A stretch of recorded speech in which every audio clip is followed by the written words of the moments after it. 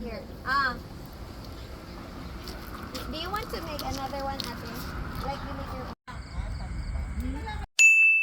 Isang napakagandang araw mga kalabas. Magluluto nga po pala tayo ng pananghalian dahil may bisita tayong darating. Dito sa likod ng bahay sila magka-camping dahil sa sobrang lamig ng panahon. Nakapag-set up na rin ako ng tent para sa matutuluyan nila. Kanayon Family, Team Agustin TV nga po ang mga bisita natin at mga kapitbahay na kaibigan. Perfect timing, dumating na sila. Patapos na rin ang mga niluluto Ay na, ko. dumating na ang bisita natin sila Kanayon. Tamang-tama, paluto na rin yung pagkain natin. Ayan naman. Welcome back. Welcome back ulit, sir. Sleeping Beauty. Lalaki ng saging, oh. Excited na excited si Ocho.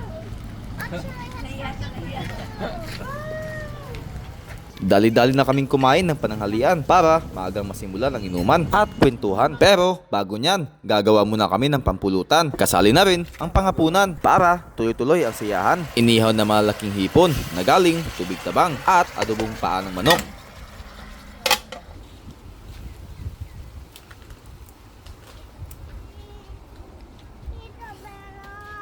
Mom, I want to tell you something.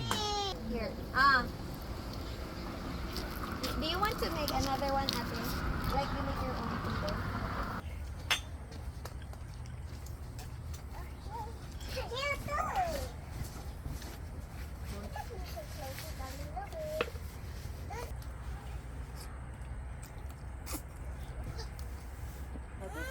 Fast forward, lumalim na ang gabi. Sumunod na rin ang mga kapitbahay na kapwa Pilipino na parehong teacher dito sa probinsya ng Thailand. Tila'y parang nasisisi dahil sa sobrang lamig ng panahon. Mga booking nila pa Canada ay na-cancel na. Dito na lang daw sila sa Camp Labasero dahil libre pa. Madaming kaganapan ang nangyayari sa loob ng isang gabi. Di lang mga magulang ang nagbanding, pati rin mga kids. Hindi mahalaga ang lugar kung saan ka pupunta. Ang importante ay kung saan ka masaya. Abangan po mga kalabas ang next episode natin na mas lalong pinaigting ang hangin at lamig habang nagluluto ng pangalmusal. Share mo tong video kalabas kung gusto mo rin ng ganito. Salamat!